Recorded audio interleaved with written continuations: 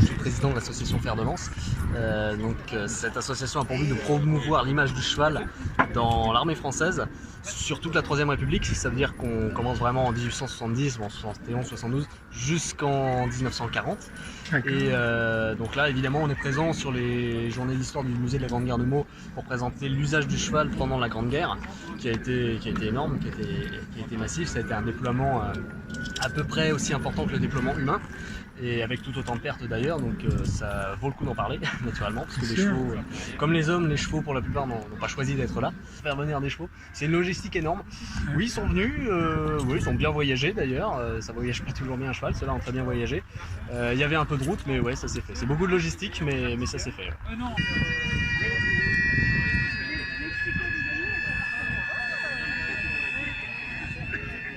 Alors, nous sommes de l'association des poilus d'Île-de-France. On est basé à Cormeilles en Parisis. Oui. Et on a repris les traditions du 33e éri. Vous avez le drapeau là, avec les campagnes avant la guerre de 14. Maréchal Pétain, au début de la guerre de 14, il est parti d'Arras, et ainsi que du lieutenant de Gaulle. Ils sont partis d'Arras et qui ont circulé, et disons, ils sont déplacés à différents endroits du front, entre autres à Verdun, à Douaumont, où le capitaine à l'époque de Gaulle a été fait prisonnier, a été blessé.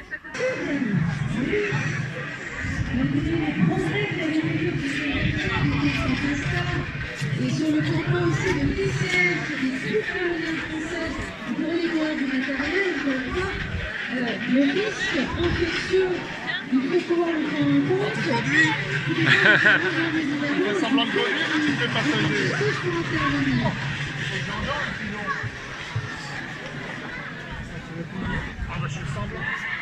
Il semblerait que le blessé était endormi.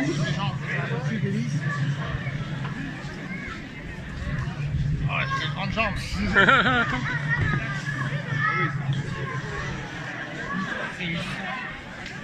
Tout cela se passe en plein milieu du champ de bataille. Alors, votre voiture, expliquez-nous votre voiture.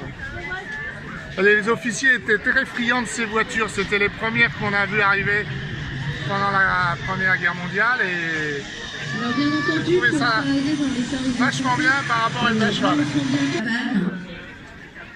Et oui, c'est normal, les animaux. Alors là aussi, il y a du matériel photographique à découvrir. Une collection privée. D'accord. Et c'est à vous le taxi?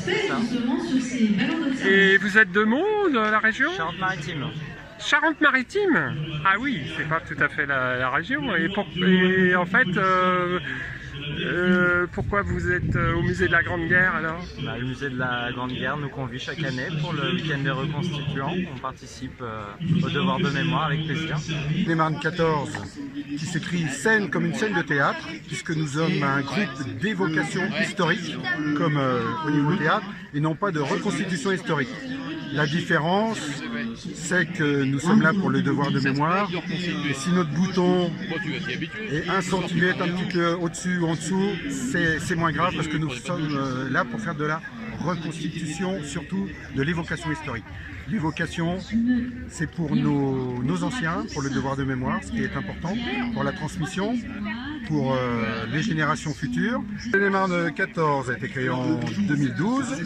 Nous sommes une vingtaine dans l'association. L'association est basée à Triport. Nous sommes amis du musée de la Grande Guerre. Alors Seine-et-Marne 1914, on représente les soldats du 276e régiment d'infanterie de Coulommiers, le régiment de Charles Péguy, qui a combattu pendant la bataille de la Marne en septembre 14. C'est vraiment notre raison d'être.